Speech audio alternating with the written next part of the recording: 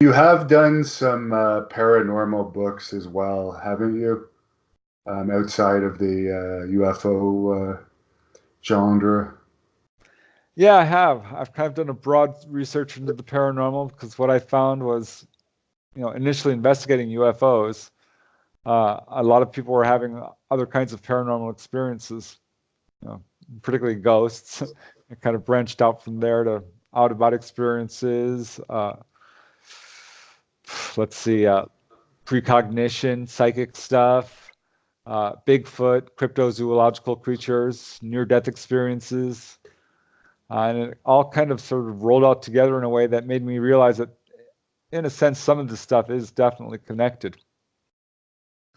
Have you ever seen an apparition that was actually visible in your research or investigations for any of your books? Yeah, actually, I have. I've not seen, but heard and felt. I did see a ghost, my mother's ghost, after she died, uh, many, many years ago. During the service, I saw her apparition, full color, right in front of me, and thought I was hallucinating, and didn't even really think of ghosts, other than thinking, I'm really upset, in grief. But later realized that it may have been her spirit. But later on during I'm sorry, ghost investigations, there have been a couple of times, certainly, yeah, where I've had activity occur. Probably one of the most dramatic was crazy. Uh, we were in the living room, and the kitchen is off sort of at the end of the house. With it's pretty much open concept, but there's a row of cabinets, right? And I heard this really loud crash, like all the pots and pans had fallen, as well as many glasses and little springs going off, almost like a cartoon sound. It's going ding ding ding ding, and a good full 5 seconds. And I turned and looked at the lady, and she's like, "Oh my God," And we went running in there. Got there first, and there was nothing. There was nothing uh, wrong. There was nothing had fallen. And this is a sound that I've heard many people describe, sort of an explosion in the middle of the night, or sometimes during day, but usually at night. And I got to hear it and run up to it, and I'm like, wow, I searched everywhere. There was just no way this was normal. What are some of your theories on what ghosts might be? Um, Yeah, I think by and large, we're dealing with the most popular theory is deceased people. Certainly nothing to be afraid of in most cases, though there is a tendency for earthbound people to be to have some, emotional problems, addictions or what have you, being bound to earth in some way.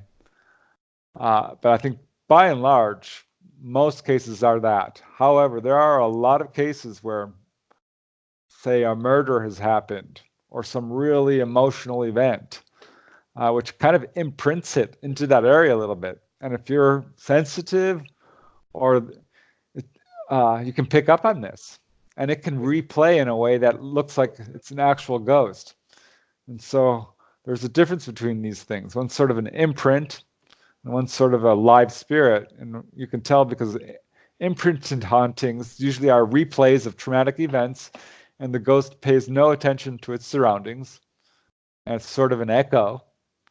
Whereas most of the cases are actually live spirits who will react to you and are interacting with the environment itself. so, for the live spirit cases, what type of thing might they be? Past people that have passed away and for whatever reason are lingering around an area that they passed away in, or what's the reasoning? Yeah, well, there's different types of ghosts too. There are also poltergeists, which is a little different than your average ghost, because this seems to be sort of a disembodied type of energy that's got a mischievous bent and can get downright evil at times, and we don't know exactly what's going on there. But most cases, most people who are going to see a ghost, it's going to be a deceased loved one.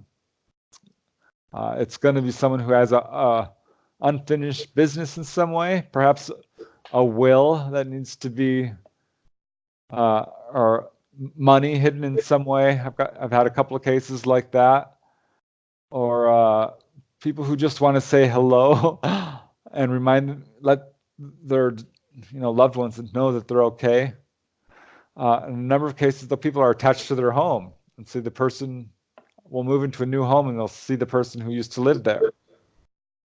But sometimes there are cases people who die from a traumatic death, and they didn't believe in life after death, and I can't imagine that they're actually dead when they are. And so that can become a problem. There's a number of reasons why people do become earthbound.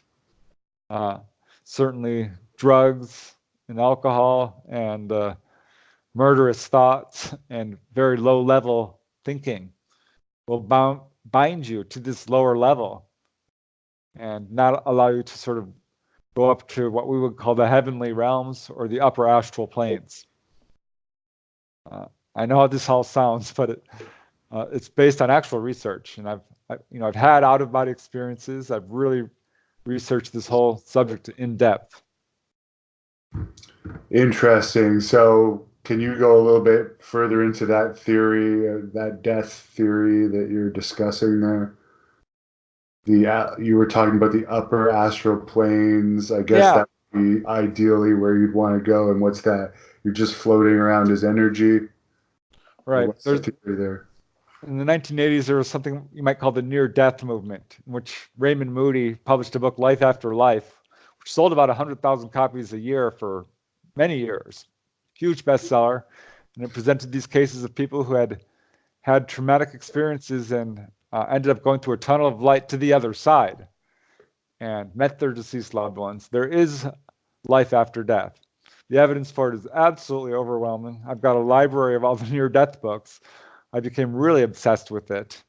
And there's also a phenomena called out-of-body travel, astral travel, and there's a whole field of literature on that, pioneered largely by Sylvan Muldoon, Robert Monroe, a bunch of other researchers, Hereward Carrington, and it's pretty a large field right now. I've put out a book about that because I had a bunch of my own experiences after taking the exercises by Robert Monroe. And so what we're dealing with is we have a physical plane and we have an astral plane, which is the sort of next dimension at a higher vibration above ours. And above that, there are other dimensions, actually. It's not just one body, the astral body and the physical body or the dream body, but there's, the causal body, there's the Buddhic body, the Akashic body. There are these higher and higher realms, which, may sound crazy to skeptics, but I'm telling you, I've had a number of experiences, and you can do exercises and you can experience it yourself. A lot of dreams are half remembered out of body experiences. And it's amazing. I mean, you can visit your deceased loved ones. You can learn about your past lives, visit healing temples, visit your spirit guides. It's insane. It's another world just waiting to be explored. And that's where we're all going when we die. I've heard that when you have those dreams where you're falling, that sometimes that could actually be an out of body experience while you're sleeping. Like, when you're falling and you wake up as if you've fallen off of a building or something. Did you ever hear about that? Yeah, that's sort of a common sensation that is when you're coming back or leaving your body often. Yeah. And, flying dreams are sort of half remembered out of body experiences often. And most people will have sort of at least one out of body type experience or flying dream where they're lucid and awake. And that's what that is. And if you learn to control it, yeah, you can visit the other side. Yeah. I was meditating once and I woke up and it felt like I was just thrown down and I woke up. And then it wasn't until the next night because I wasn't paying attention to the meditation, but I guess I didn't fall asleep at the same time the next night. And part of the meditation was an out of body experience. And I was just like, oh my God. I think that may have happened because I was sure startled awake, like actually sat up. It didn't happen again, but that's one thing that made me believe in those out of body experience type situations. It's something anybody can do. It's really just a process of physically relaxing, mentally relaxing, and visualizing, and really wanting to do it and intending to do it. There's a whole bunch of sort of little meditations and affirmations you can do. So it's still largely a mystery. I mean, a lot of this stuff is still sort of has to be explored and written down. I see. And for the ghosts, I've heard of these when sometimes these hauntings happen, people will have somebody over to kind of exorcise the house of the ghosts and get rid of the ghosts. Do you believe that's possible? Because I know some of these people actually take money for performing these alleged exorcisms. Yeah, I think that that is true in some cases, and that you can cleanse a house using a professional, a medium, or someone who is the holy person in their culture, if you know what I mean. Because we do see that. We do see that people go through hauntings that are resolved through a process of cleansing, whether it's saging or an exorcism or whatever cultural mechanism you might use. Uh, I think it is a ripe area for hoaxers and people to take advantage of others, which is unfortunate. But we see that in all areas of our society, unfortunately. And Do you believe people could be possessed by negative spirits? yes, yeah, and I looked into this because there's a good portion of the population who are convinced that UFOs are demonic. And I'm like, demons? Okay, let's look into this because I've got some books on that, and this is sort of the poltergeist phenomena, which appears to be very much connected to people who are naturally mediumistic. A lot of people who have a poltergeist haunting are young teenagers who end up, having sort of mediumistic powers as an adult. So it seems to be connected to that in some regard, but there is a category of spirits, and I've investigated a number of these cases firsthand, which are dark and hard to explain. And this is backed up in the literature. These appear to be what classically you would call a demon would be an inhuman spirit, someone who's never been human, is bent on the destruction of humanity. It doesn't match UFOs, by the way, but there are a number of spirit cases which are very negative. One case I investigated, they had knockings all over their house. The sister's like, just ignore it, it's bad. And the brother was interested and kept saying, what are you? What are you?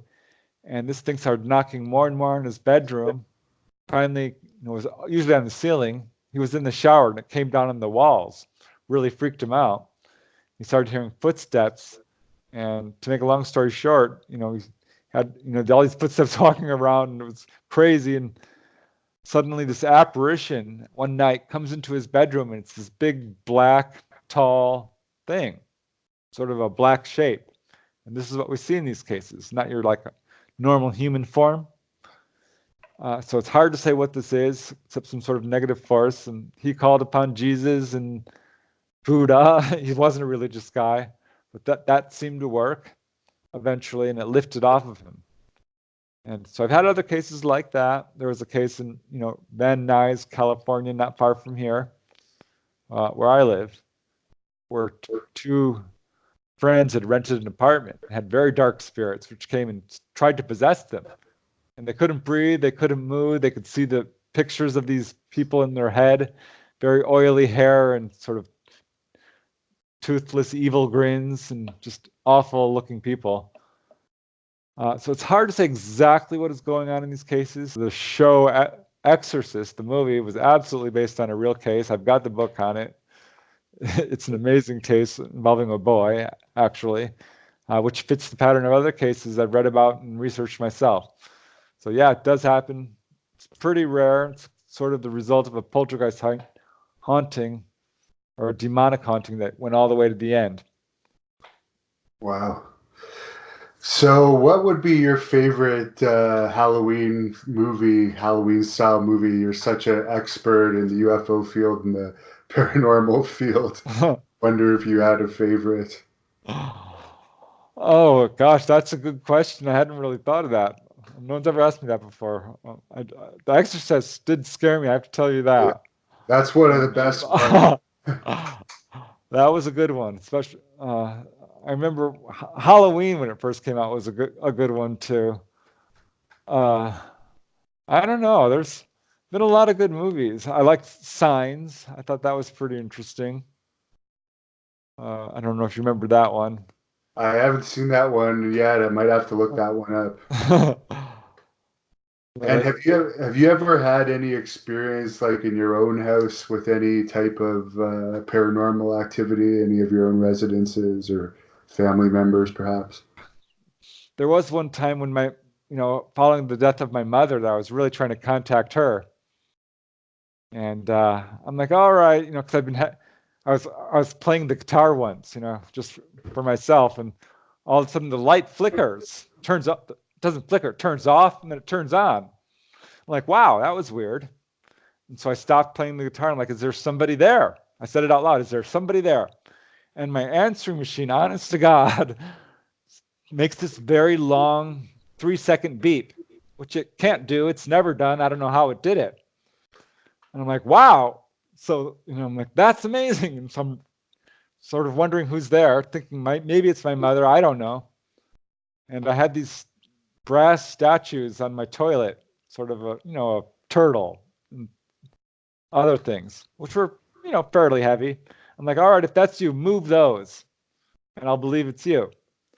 And it was like the next day, I'm sitting there in my armchair watching TV when there's a huge crash. And I'm walking around the house trying to find what the heck just happened. Finally, walking into the bathroom, and they're all on the floor. And I'm like, Wow. what? So I thought, that's one case where I did have something weird going on, which I'm pretty sure I know what it is because there's just no way. I have to tell you, I put those statues back up and I tried everything I could to knock them down, and you just couldn't. They were, heavy statues, brass statues. I had an experience once after using a Ouija board that led to a series of experiences. What's the theory behind how Ouija boards work that you've heard of? Yeah, boy, I've written about this in a number of cases. And I've used a Ouija board myself, and I've done what you would call table lifting, which is essentially the same thing. And it absolutely does work. It's not you moving the pointer. It's sort of a connection to the other side. And the problem is you're sort of opening a doorway. Because we're interdimensional beings. We have a connection to the other side, and we can use that.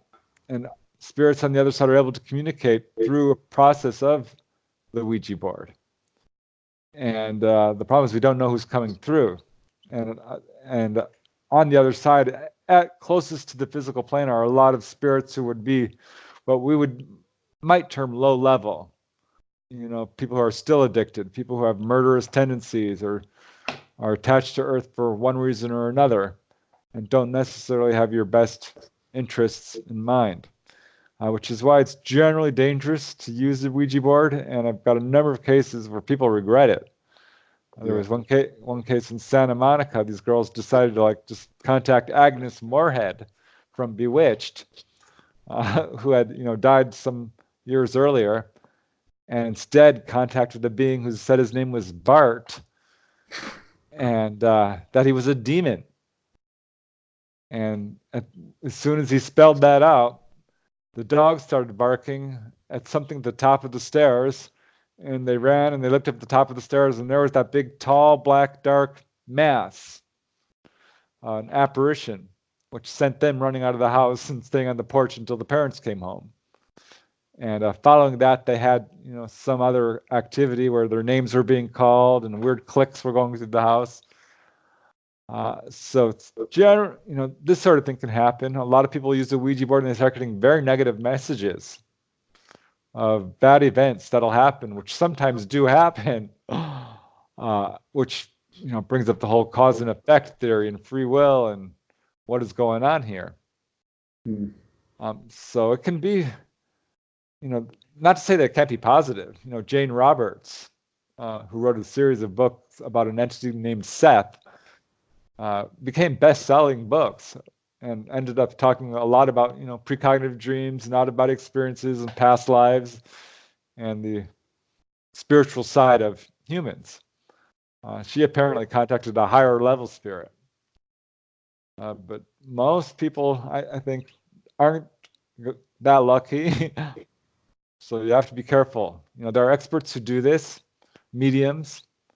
I went to one of them. She did table lifting, and it was amazing because this table would actually tilt under your fingers. And I finally just asked everyone to take their hands off, just me and the medium, and the table went right up. I'm like, okay, just put your one finger on the table, just one finger. And the table went right up. So I knew she wasn't doing it. And that there was, and I actually did it at one point with nobody else touching it. And the table did move under my hands. And we almost got it to levitate, couldn't do it. I don't know exactly what was doing this, but I have experienced this stuff. But she's a professional. She does all these meditations, white light and saging and all these sort of things to clear this area. And if people want to know more about your supernatural books, other than the UFO, what are some of the ghost-related ones called? There's California Ghosts, Ghosts of Greater Los Angeles. Got a section of on ghosts in supernatural California. I want to put out another ghost book because I think that's about it. But there's other paranormal books I've written, such as Human Levitation. I wrote a book on that, which is absolutely a real phenomena worldwide and has been occurring for over 1,000 years. A book on out-of-body experiences called Out-of-Body Exploring. I've written a number of books on Bigfoot as well. There was one. Now, Bigfoot's something I don't know much about. Uh, do you believe that's a real mammal, I guess? I don't know much about that at all. Yeah, I certainly didn't either initially and kind of resisted investigating it because I was pretty overwhelmed by the UFO phenomena and didn't really want to look into UFOs. And I thought, oh my gosh, what if I find out it's real? I'm going to have to start an investigation, and that's the last thing I want to do. I'm pretty busy. But I did get pulled into it and couldn't help but do it because I got a case up in Canyon Country, California, involving a radiologist who told me that he had a UFO land in his backyard in a very rural area. And the next night had a Bigfoot show up, growling and just stomping around and scaring the heck out of his dogs and so on.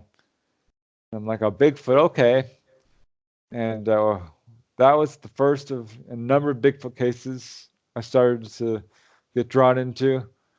And yes, absolutely real. It's not only in pretty much every state in the United States, all across the world. It goes by different names, South America and China and Europe and Russia and what have you. Different names throughout the United States for that matter. We've got numbers of reports coming in every year. It's a very large mammal that appears to stretch from, when fully grown, anywhere from 5 to 6 feet upwards to 8, 9 feet tall, and sticks mostly to the very deep wilderness areas, the high ridges, and areas where there's lots of moisture and a good food source. That's where we see a lot of these Bigfoot. The leading producer of Bigfoot is in Northern California, where we've got these sort of rainforest areas and sequoias and the Trinity Mountains and the Sierras. So why haven't we found any actual bone evidence of these things or have real indisputable video evidence of them? Right. The best footage we have is probably the Patterson footage, which has been widely attacked and not thoroughly debunked, though people have tried. There's actually a great amount of evidence, way enough to, I think, to convince anyone who's an objective researcher, in terms of, film evidence, certainly, footprint evidence, hair evidence, scat evidence. There is a lot of evidence. So it appears that, they take care of their own in the same way that humans perhaps do. It's hard to say, but definitely a glaring lack of hard evidence in the public arena that we can point to and say that this is conclusively Bigfoot. I mean, the hair evidence alone is really astonishing if you look into it. It's just so scattered and it's all over the place. And what about sea monsters? Have you done any research into that? Do you believe in cases of that in these various lakes throughout even Canada and all over the world? Yeah, I don't think they're eels. I think they're probably large sea serpents in most cases, which have been seen regularly throughout history and are very well attested to by multiple witnesses, particularly through the 1800s, all the way up through the 1920s and 30s even, in terms of ocean going. Off the Southern California coast here, we've got a good 30 or 40 very well attested cases of people who have seen these things, which are huge and have, the face of sort of a giraffe or a horse with a long mane, eyes as big as dinner plates. Definitely not a normal animal as we would think of it. And I don't think they're all gone. Nessie is probably a real phenomena. There was some interesting footage out there about a possible eel being responsible. If it's an eel, it's an awfully large one. No, I think there's way too many cases. And not only the ocean, and not only Loch Ness, but Lake Champlain has a sea monster. There's a number of cases up in Wisconsin. Lake Tahoe has Tessie. Lake Elsinore has Elsie. There's the monster of Lake Elizabeth. These are just the California cases. Lake monsters are not at all unusual when you look into it. And the truth is there's a lot of species out there that still haven't been discovered. Earth is not nearly as well as explored as we might like to think it is. I see. Well, thanks a lot for giving us your time again and covering some subjects I wasn't planning on, but I was interested to know about those. So where can people buy your books? I know they're on Amazon and you have a website, I believe. Yeah. If you just Google my name, it should take you there. The address is prestondennett.weebly.com. And my books are available on Amazon. You can contact me through my website. And I always appreciate you having me on. It's always a blast. And thanks very And much. you work for MUFON, right? Is that an actual paid job or is that volunteer? I'm a member of MUFON. I don't really work with them in an active capacity. I do support them. I took their MUFON field investigator test, Yeah, which was very difficult. By the way, I was surprised it was a take-home test. Thought it yeah. was going to be easy, but no, it was quite difficult. But yeah, I do support them. They're the world's largest civilian UFO research organization with chapters in every state. And if you're interested in UFOs, it's a great resource. There's a lot of members. They put out a monthly newsletter. And there's another organization, NUFORC, the National UFO Reporting Center, which is another great resource. So there's a lot of information out there. This is a subject that's not going to go away, I don't think. And we're going to see it becoming more and more prominent and more important as it goes on.